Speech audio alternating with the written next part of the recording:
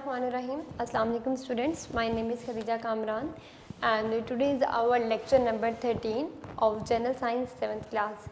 जी तो बेटा जैसे कि आपको पता है कि हमने यूनिट नंबर 3 स्टार्ट किया हुआ है विच is about the reproduction in living organisms. ठीक है, तो प्रीवियस लेक्चर में हमने जो है वो रिप्रोडक्शन के हवाले से डिस्कस किया कि रिप्रोडक्शन क्या होती है, लिविंग ऑर्गेनिजम्स क्या होते हैं. तो उसको मैं थोड़ा सा जो है वो समराइज़ करके यहाँ पे आपको जो है वो बता देती हूँ ताकि आपको जो प्रीवियस लेक्चर है वो भी साथ साथ आपको रिकॉल हो जाए, आपको जो है वो थोड़ा सा वो भी क्लियर हो जाए. आई एम श्योर कि आप सबने जब बुक्स और नोट्स निकाल लिए होंगे अभी तक. ठीक है जी, तो अगर आप आज के लेक्चर की बात करें तो उसके लिए आप पेज नंबर 22 से आपका आज का लेक्चर जो है लेक्चर नंबर 13 वो स्टार्ट हो रहा है.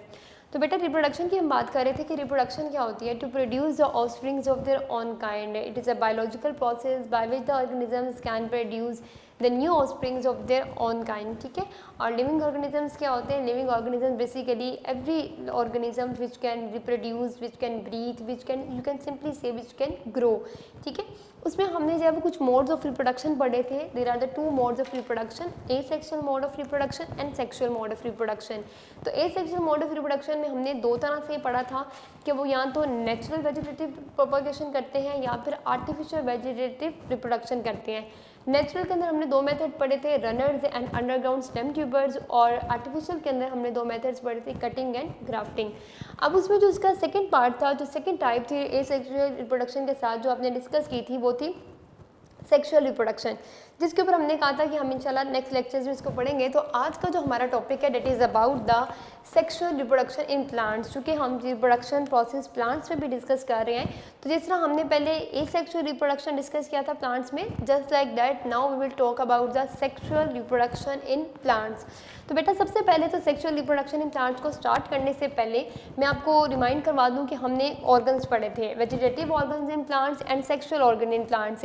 वेजिटेटिव ऑर्गन्स इन प्लांट्स में मैंने आपको बताया था except flower like leaves, shoot, stem, root, these are the vegetative organs of plants. Because ये जो पार्ट्स होते हैं प्लांट्स के, ये जो ऑर्गन है ये वेजिटेटिव मोड ऑफ रिप्रोडक्शन करते हैं. इस तरह से प्लांट का जो सबसे इंपॉर्टेंट सेक्सुअल पार्ट है प्लांट का, जो एक्चुअली सेक्सुअल रिप्रोडक्शन में सबसे जो इंपॉर्टेंट रोल है, जो मेन रोल प्ले कर रहा है, that is a flower which is a reproductive organ. Flower is basically the reproductive organ of plant. ठीक है, यहाँ पर मैंने फिगर 3.5 में जो स्ट्रक्चर ऑफ फ्लावर आपकी बुक के अंदर ड्रॉ हुआ है, मैंने उसको यहाँ पर जो स्केच आउट कर दिया है कि आपको जो आज का लेक्चर है चूँकि इसी फ्लावर और फ्लावर के पार्ट से रिलेटेड है, तो जब हम लेक्चर को स्टार्ट करेंगे, लेक्चर को डिस्कस करेंगे, तो साथ साथ मैं आपको डायग्राम से जो है ये साथ साथ आपको क्लियर भी करती जाऊँगी. ठीक है जी, तो पेज नंबर 21 पे छोटी सी डेफिनेशन अगर आप नीचे देखें तो सेक्सुअल रिप्रोडक्शन इन प्लांट्स की छोटी सी डेफिनेशन वहाँ पे गिवन है. इससे पहले कि मैं सेक्सुअल रिप्रोडक्शन इन प्लांट की डेफिनेशन बताऊँ, मैं आपको रिमाइंड करवा दूँ, आपको रिकॉल करवा दूँ कि asexual reproduction in plants की डेफिनेशन हमने क्या पढ़ी थी. Asexual reproduction in plants की डेफिनेशन में हमने ये पढ़ा था the type of reproduction which occurs in plants which takes place in plants without seeds, जिसमें प्लांट सीड्स को यूज़ किए बगैर रिप्रोड्यूस कर रहा है, उसको हम कहते हैं ए sexual mode of reproduction. Now sexual mode of reproduction in plant which can produce the seeds. Now the plants undergo the sexual mode of reproduction by using the seeds. This is because with seeds. ठीक है, जिस तरह से आपने वो जो method पढ़ा था विदाउट सीड्स था, इस तरह यहाँ पर सीड्स को यूज़ करते हुए विद सीड्स प्लांट जो मोड ऑफ रिप्रोडक्शन करता है, जिस मोड ऑफ रिप्रोडक्शन में जाता है, that is called the sexual mode of reproduction. जी तो बेटे पेज नंबर 21 के ऊपर आपको यहाँ पे डेफिनेशन नज़र आ रही होगी, अंडरलाइन कर लीजिए. Most plants reproduce by sexual reproduction. In this method plants produce seeds and flowers are the reproductive in organ in plant in which the fertilization takes place. अब हम अपने आज के लेक्चर में सारा डिस्कस करेंगे कि फर्टिलाइजेशन क्या होती है और फ्लावर जो है वो किस तरह से जो है वो रिप्रोडक्शन के अंदर इंपॉर्टेंट रोल प्ले कर रहा है. जी so flower the main reproductive organ in plant.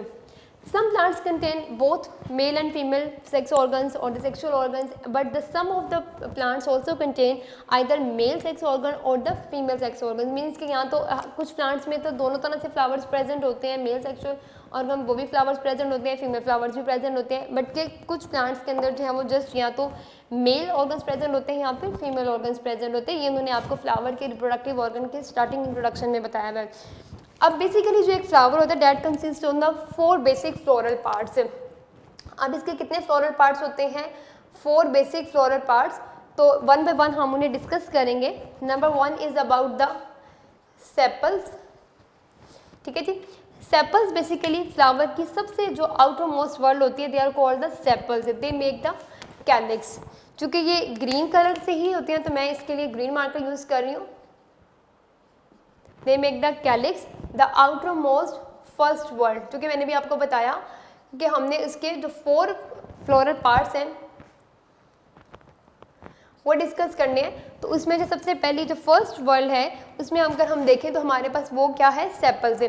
Sepals सबसे एक्सटर्नली प्लांट के, अगर आप देखें फ्लावर के सबसे एक्सटर्नली जाएगी इस तरह से ग्रीन करके प्रेजेंट होती हैं। और बेसिकली अगर मैं यहाँ पे छोटा सा आपको ड्रॉ करिए, बेसिकली फ्लावर जब बर्ड कंडीशन में होता है, जब अभी फ्लावर अभी कली की फॉर्म में होता है ना, जब अभी फूल अभी खिला नहीं है, अभी वो कली की फॉर्म में है, तो इस कली की हालत में जब होता है, इस कली की फॉर्म में जब, तो इसको ये सेपल्स एक्चुअली इसको प्रोटेक्ट भी करती हैं। Sepals basically protect the flower when the flower is in bud condition, they are green in colour, they make the outermost wall called the calyx. First wall बनाते हैं, outermost wall बनाते हैं which is called the calyx. ठीक है जी, तो ये आपको यहाँ पे मिल गया, यहाँ पे sepals which makes the calyx the outermost whorl. Number 1 is a sepal. Second part उसके बाद हम डिस्कस करेंगे, they are the petals. Petals make the second whorl. हमने 4 फ्लोरल पार्ट्स पढ़ने हैं ना फ्लावर के, तो पेटल्स जो हैं वो सेकेंड वर्ल्ड बनाते हैं। दे make the second world of the flower which is called the Corolla, which makes the Corolla second world. अब ये सेपल से अंदर की तरफ होते हैं, सेपल से इनसाइड होते हैं। यू कैन सी, मैंने पेटल्स को शो करने के लिए रेड मार्कर ही यूज कर रही हूँ सो डैट आपको ज़रा पेटल्स क्लियर हो जाए। पेटल्स बेसिकली फ्लावर का सबसे अट्रैक्टिव पार्ट होता है, जो आपको कलरफुल पेटल्स नजर आती है। उर्दू में इसको हम फूल की पत्तियां जैसे कहते हैं। जैसे आप रोज़ फ्लावर देखें रेड कलर की, उसकी जो अट्रैक्टिव पेटल्स हैं, जिसका कलर है बेसिकली जो कलरफुल वो प्लांट्स के जो फ्लावर्स होते हैं कलरफुल, वही आपको अट्रैक्ट करते हैं, उसकी खूबसूरती को भी बढ़ाते हैं, उसको अट्रैक्ट भी करते हैं।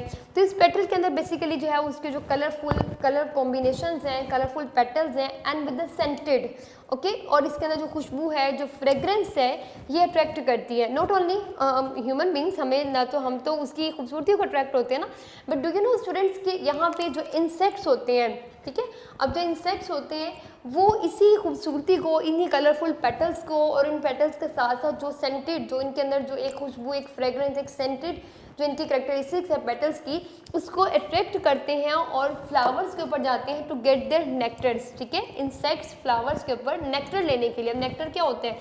Nectar is basically the sweet liquid juice present at the base of the petals और you can say at the base of the flower. ठीक है, यहाँ पर जो है ये नेक्टर प्रेजेंट होता है इन पेटल्स के अंदर, और बेसिकली इसी नेक्टर को लेने के लिए जो ये स्वीट लिक्विड जूस है, इंसेक्ट्स फ्लावर्स को विजिट करते हैं। और विजिट क्यों करते हैं? Because of these colourful and scented petals which make the second ball which is called the Corolla. ठीक है बेटे, मैं इसको रिपीट भी कर रही हूँ, अगर आप अपनी बुक में भी देखें तो आपको मिल गया होगा। पेटल्स के पैराग्राफ में अगर आप देखें उस हेडिंग में, they are brightly coloured and scented part of the flower containing nectar at their base। and what is nectar? nectar की डेफिनेशन आगे जाकर इसी चैप्टर में नेक्स्ट पेज के ऊपर पेज नंबर 23 पे गिवन भी है, मैं यहाँ पर भी आपको मेंशन कर देती हूँ। Nectar is a sweet liquid juice, ये मीठा जूस होता है जिसको सक करने के लिए इंसेक्ट्स जो है वो फ्लावर्स को विजिट करते हैं। It make the second wall which is called a corolla. Then इसके बाद अगर हम थर्ड पार्ट की बात करें, that is the androecium. The third floral part is the androecium and it is composed of stamens।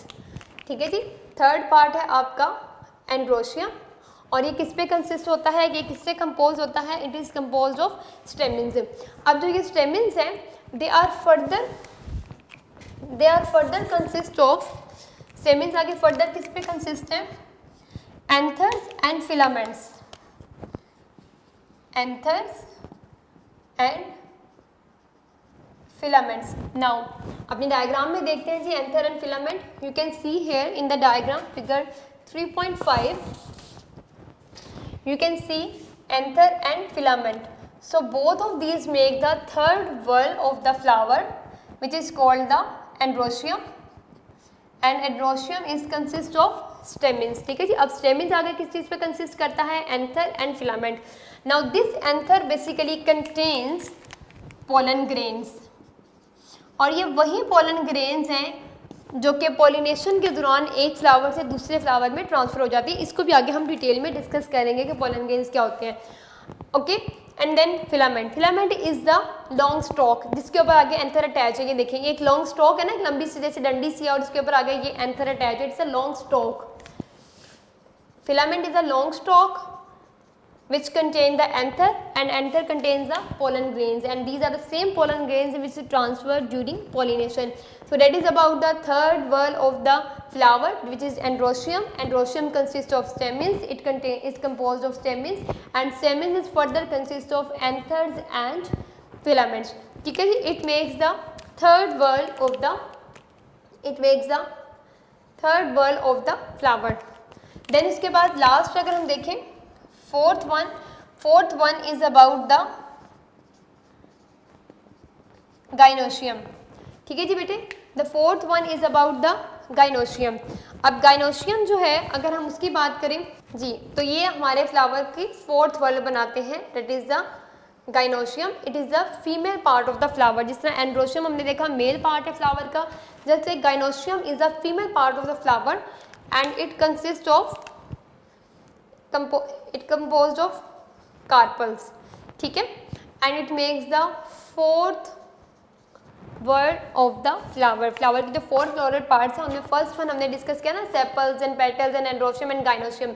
Androecium is a male part of the flower, gynoecium is a female part of the flower. It is composed of carpels and each of the carpel is further consists of three parts which are stigma,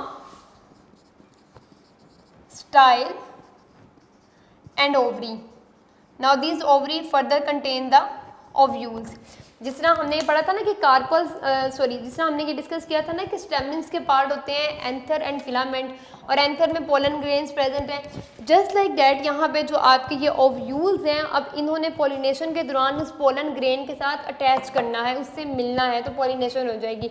वो अब आगे इंशाल्लाह था इसी हमारे आज के lecture में पॉलिनेशन का जब टॉपिक आएगा तो मैं आपको बताऊंगी. राइट नाउ अब जरा हम अपने गाइनोशियम को यहाँ पे कार्पल्स को जरा यहाँ से हम जो है वो फाइंड करते हैं. The stigma, style and ovary. So these parts basically make the carpels. आपको अपनी डायग्राम में नजर भी आ रहा होगा, carpels of the flower which is the female part of the flower also called the gynoecium. ठीक है जी. अब यहाँ पे ओवरी, स्टाइल और stigma. Ovary contains the ovules, और ये वही ओव्यूल्स हैं जो पॉलिनेशन के दौरान पोलन ग्रेन के साथ अटैच हो जाते हैं. देन इसके बाद style which is the narrow stroke. ठीक है, ये लॉन्ग नैरो स्ट्रोक आपको जो यहाँ पे ये स्टाइल नजर आ रही होगी, this one. Okay, and then last one is the stigma. Stigma is basically the flat tip of the carpel. It is a flat tip. You can see कि यहाँ पे ये flat tip है कार्पल की, which is sticky nature. अब ये nature में sticky क्यों होती है? So that it can easily receive the pollen grains during pollination. कि जब ऊपर से pollen grains गिरेंगे तो ये चूँकि sticky nature में है तो यहाँ पर आकर pollen grain इस तरह से स्टिक कर जाएंगे, अटैच हो जाएंगे. ठीक है, तो ये हमारा जो है वो इसका पार्ट हो गया. Last one which is a gynoecium. और ये पोलन ग्रेन्स आते कहाँ से हैं? जब इंसेक्ट्स विजिट करते हैं फ्लावर्स को, एक from one flower to another flower, तो उस दौरान इंसेक्ट्स की बॉडी के साथ जो है पोलन ग्रेन्स अटैच हो जाते हैं, और फिर जब दूसरे फ्लावर पे जाते हैं तो वो पोलन ग्रेन्स वहाँ पे जब डिस्पर्स करते हैं, गिर जाते हैं, वहाँ पे फॉल कर जाते हैं, तो उस दौरान जो ये स्टिग्मा, जो फ्लैट टिप है फ्लावर की, जो स्टिकी एंड होता है उसका, वो उन पोलन ग्रेन्स को अट्रैक्ट करता है या उसको कैप्चर कर लेता है, उसको कैच कर लेता है. और फाइनली यहाँ सिग्मा से जो ये पोलन ग्रेन्स है ये आगे नीचे जाते हैं ओव्यूल्स में. ओव्यूल्स प्रेजेंट द ओवरी, और यहाँ पर आकर उसकी फर्टिलाइजेशन हो जाती है. ठीक है, वो भी इंशाल्लाह ताला आगे जाकर हम डिस्कस करेंगे. तो यहाँ तक जो आपका फ्लावर और रिप्रोडक्टिव ऑर्गन है वो पार्ट कंप्लीट हो गया है. अब इसी के साथ ही अपने जो आज के लेक्चर के अंदर जो नेक्स्ट हमने पढ़ना है वो है जी पॉलिनेशन. तो जो कि हम बार बार डिस्कस भी कर रहे हैं इसी चीज़ को कि पॉलिनेशन हो जाती है, कब होती है? जब पोलन ग्रेन्स जो है वो एक जो मेल फ्लावर है उससे फीमेल फ्लावर की तरफ अट्रैक्ट होते हैं, तो उसे हम पॉलिनेशन कहते हैं. अभी ज़रा उसको डिटेल से भी डिस्कस कर लेते हैं जी. नेक्स्ट टॉपिक आपको नीचे नजर आ रहा होगा, टॉपिक 3.3 है, विच is about the pollination. Now what is pollination? Pollination is basically the transfer of pollen grains from anther which is a male part of the flower, जिसमें हमने पढ़ा था ना कि stamens के अंदर होते हैं anthers, and the next is about the style. ठीक है जी. तो अब जो ये anther है वहाँ जिसमें pollen grains present है, they will move towards the ovules present in the ovary of the female flower. The transfer of pollen grains from the anther, the transfer of pollen grains from anther to the stigma which is the female part of the flower containing the ovules in the ovary. Basically जो ये pollination उसमें क्या होता है कि जब ये anthers ovule से मिल जाते हैं, अटैच हो जाते हैं, तो यहीं पर आगे फर्दर फर्टिलाइजेशन हो जाती है प्लांट्स में, ठीक है। वो आगे जाकर इंशाल्लाह हम डिस्कस भी करेंगे इसे।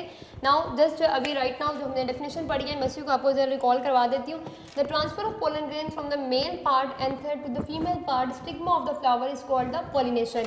अब यहाँ पॉलिनेशन की अगर हम बात करें तो ये देखें, मैंने भी आपको बताया ना कि एंथर इसके अंदर पोलन ग्रेन्स प्रेजेंट होती है, इन्हीं एंथर्स का, इन्हीं पोलन ग्रेन्स का ओव्यूल्स के साथ अटैच हो जाना, ओव्यूल्स तक गिर जाना, इसको पोलिनेशन कहते हैं, ठीक है। अब आगे इस पोलिनेशन की जो है बेसिकली 2 टाइप्स ऑफ पोलिनेशन है, उसे भी डिस्कस कर लेते हैं। There are the 2 types of pollination present in the plants, self pollination और द क्रॉस पोलिनेशन। अब जैसे कि उसके नेम से रिप्रेजेंट हो रहा है सेल्फ पोलिनेशन, मीन्स के खुद से। सेल्फ पोलिनेशन में क्या होता है कि अगर प्लांट के ऊपर the same plant same flower, ठीक है, उसी प्लांट के ऊपर उन्हीं फ्लावर्स के दरमियान अगर पोलिनेशन हो रही है, पोलन ग्रेन्स जो है वो एक फ्लावर से दूसरे फ्लावर तक, जस्ट एक ही सेम प्लांट के ऊपर जो फ्लावर्स लगे हुए हैं, ठीक है, जैसे सपोज ये फ्लावर है, ये फ्लावर, अब इसी प्लांट के जो पोलन ग्रेन्स है यहाँ से इस प्लांट के स्टिग्मा पे गिर जाते हैं, ओव्यूल्स पे गिर जाते हैं, तो ये सेल्फ पॉलिनेशन है। क्यों? क्योंकि एक सेम प्लांट के ऊपर ये प्रोसेस हो रहा है, ठीक है। क्रॉस पॉलिनेशन में क्या होता है कि डिफरेंट प्लांट्स हैं, फॉर एग्जांपल 2, 3 मोर देन जितने भी प्लांट्स हैं, उन फ्लावर्स के दरमियान पॉलिनेशन कैसे हो रही है। सपोज कि ये इस प्लांट का मेल फ्लावर है और ये इस प्लांट का फीमेल फ्लावर है। नाउ अब जो पोलन ग्रेन्स है अगर वो इस प्लांट से दूसरे प्लांट पे अगर गिर जाते हैं, दूसरे प्लांट में ट्रांसफर हो जाते हैं, तो इसको हम क्रॉस पॉलिनेशन कहते हैं। अब यहाँ पे बेटे एक चीज़ याद रखने वाली है कि क्रॉस पॉलिनेशन हो या सेल्फ पॉलिनेशन हो, हमेशा पॉलिनेशन सेम प्लांट पे होगी, मीन्स कि अपने काइंड के प्लांट पे होगी। ऐसे नहीं हो सकता कि मैंगो प्लांट जो है वो एप्पल प्लांट के साथ जो है वो क्रॉस पॉलिनेट कर दे या सेल्फ पॉलिनेट कर दे, नेवर, ये नेचर का रूल ही नहीं है, ऐसा पॉसिबल ही नहीं है, ठीक है। लाजमी बात है कि वो ऑन काइंड अपने ही तरह के दूसरे प्लांट के साथ जो है वो पॉलिनेट करेगा। जैसे आप बाग में देखते हैं कि बहुत सारे एक जैसे साथ ही ऑरेंज के ट्रीज लगे हुए हैं, मैंगो के ट्रीज लगे हुए हैं, तो उनके दरमियान पॉलिनेशन होती रहती है। सेल्फ पॉलिनेशन में मैं रिपीट कर दूँ कि same plant on the same flower on the same plant, cross pollination on the different flowers on the different plants but of the same kind, यानी कि उस प्लांट की काइंड सेम होनी चाहिए, that is called the cross pollination. अगर आप next page पर देखें तो यहाँ पर आपको डायग्राम्स भी नजर आ रही है। सेल्फ पॉलिनेशन में जस्ट एक फ्लावर ड्रॉ किया हुआ है कि उसी एक ही फ्लावर के ऊपर जो पोलन ग्रेन्स हैं वो उसके ओव्यूल्स के ऊपर गिर रहे हैं, स्टिग्मा से होते हुए, और वहाँ पे पॉलिनेशन हो रही है। क्रॉस पॉलिनेशन में आप देख रहे हैं डायग्राम्स में कि 2 डिफरेंट आपको फ्लावर नजर आ रहे हैं, लेकिन उनकी टाइप एक है। आप दोनों के कलर देखें ना, बिल्कुल एक ही टाइप के वो प्लांट है, ठीक है, अपनी ही काइंड के प्लांट के साथ, लेकिन डिफरेंट प्लांट्स के ऊपर अगर वो हो रहा है तो उसको हम क्रॉस पॉलिनेशन कहते हैं, ठीक है जी। आगे हम देखते हैं एजेंट्स ऑफ पॉलिनेशन कि अब पॉलिनेशन के लिए जो एजेंट्स हैं, जो कैरियर्स हैं, ऐसे कौन से कैरियर्स हैं जो इन प्लांट्स को पॉलिनेट करवा रहे हैं। आपके सिलेबस में उन्होंने 3 एजेंट्स डिस्कस किए हुए हैं। आज के लेक्चर में जो है वो हम एक फर्स्ट एजेंट को आज इंशाल्लाह डिस्कस करेंगे, which is about the insect pollinated flowers और the insect pollination. Agents of pollination क्या होते हैं? एजेंट्स ऑफ पॉलिनेशन मीन्स कि ऐसे कौन से कैरियर हैं जो पॉलिनेशंस करवा रहे हैं, एजेंट्स, कैरियर्स जो कि पोलन ग्रेन्स को कैरी कर रहे हैं, ठीक है। आपके सिलेबस में जो वो 3 डिस्कस हुए हैं, insect pollinated flowers, wind pollinated flowers and water pollinated flowers. आज के लेसन में जो आज के लेक्चर है उसमें जस्ट हम फर्स्ट टाइप को डिस्कस करेंगे, number 1, which is about the insect pollinated flowers. जी, तो इसके ऊपर तो अभी जब हम पेटल्स का पार्ट पढ़ रहे थे उस वक्त मैंने आपको बताया था कि क्या होता है कि इंसेक्ट्स जब फ्लावर्स को विजिट करते हैं to get the nectar, and what is nectar, यहाँ पे इसकी डेफिनेशन भी गिवन है। You can underline the definition of nectar in line number 3 on page number 23, ठीक है जी। पेज नंबर 23 पे जो आपको इंसेक्ट पॉलिनेटेड फ्लावर्स का पैराग्राफ है उसमें लाइन नंबर 3 में जरा देखिएगा, अंडरलाइन कीजिएगा। Nectar which is a sweet liquid juice present at the base of the flower, ठीक है बेटे। तो इंसेक्ट पॉलिनेटेड फ्लावर्स क्या होते हैं कि जब इंसेक्ट्स फ्लावर्स को विजिट करते हैं from one flower to another and so on, insects जो विजिट कर रहे हैं फ्लावर्स को, उस दौरान जो पोलन ग्रेन्स है वो इंसेक्ट्स की बॉडी के साथ अटैच हो जाती हैं। अब एक फ्लावर से दूसरे फ्लावर तक जब इंसेक्ट विजिट करता है तो पोलन ग्रेन्स वहाँ गिर जाते हैं, फिर दूसरे से तीसरे पे तो वहाँ गिर जाते हैं।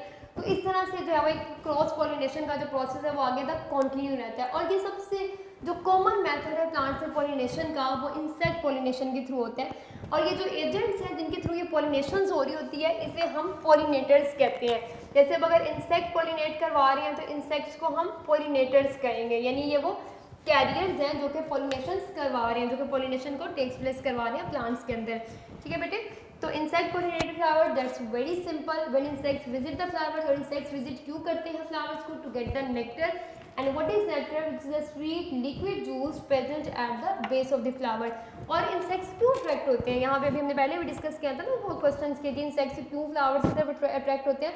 Because of the colourful and scented petals. Flower की जो ये कलरफुल सेंटेड पेटल्स होती हैं, इनके कलर्स की वजह से, इसकी फ्रेग्रेंस की वजह से, इसकी बहुत खूबसूरत खुशबू की वजह से जब वो इंसेक्ट्स अट्रैक्ट होते हैं, और इस तरह जब अट्रैक्ट होते हैं तो वो फ्लावर्स को विजिट करते हैं और उस दौरान उनकी बॉडी के साथ जब पोलन ग्रेन्स अटैच हो जाती हैं और वो पॉलिनेशन को अमल को जब वो प्रोसेस को जब वो टेक्स प्लेस करवाते हैं प्लांट्स के अंदर। ठीक है बेटे, तो आपको यहाँ पे साथ ही गुड टू नो भी नजर आ रहा है, एक दफ़ा उस गुड टू नो को भी डिस्कस कर लेते हैं। At least 75% of the flowering plants depend on the pollination for fertilization। ठीक है जी, तो ये जो आपके सारे जो 75% जो प्लांट्स का है हमारे, वो बेसिकली पोलिनेटर्स के ऊपर डिपेंड करते हैं कि वो पोलिनेटर्स के थ्रू पोलिनेशन या फर्टिलाइजेशन का प्रोसेस जो उनके बॉडी के अंदर होता है। तो यहाँ तक जो है वो आपका ये आज का टॉपिक जो है वो कंप्लीट हो गया है। इंशाल्लाह ताला जो नेक्स्ट आपके पोलिनेटर्स है like wind pollinated flowers and the water pollinated flowers, जो हम नेक्स्ट लेक्चर्स में पढ़ेंगे। यहाँ पे छोटी सी चीज़ एक और आपको बता दूँ कि वो प्लांट्स जो कि इंसेक्ट पोलिनेशन के थ्रू ज़्यादातर पोलिनेशन करवाते हैं, उन प्लांट्स के अंदर आमतौर पर जो फ्लावर्स होते हैं वो अपवर्ड साइड पे, उनके पेटल्स अपवर्ड साइड पे होते हैं, means their petals face upward direction. और जो प्लांट जो है वो विंड के थ्रू अगर पॉलिनेट हो रहे हैं तो उनमें जो है वो उनकी जो पेटल्स होती हैं दे फेस यूजुअली डाउनवर्ड। इसमें जो एग्जांपल्स हैं आपकी बुक के अंदर, they are the rose and buttercup. Examples of insect pollinated flowers, although there are so many other examples as well, but आपके सिलेबस के अंदर जो 2 एग्जांपल्स डिस्कस हैं, they are the rose and buttercup. ठीक है, नीचे दोनों आपको गिवन भी है। तो बेटे आज के लेसन के साथ यहाँ तक आपका आज का लेक्चर है, और आज के लेक्चर के साथ जो आपकी डायरी है उसे भी नोट कर लीजिए। डायरी को अपने साथ साथ याद करना है।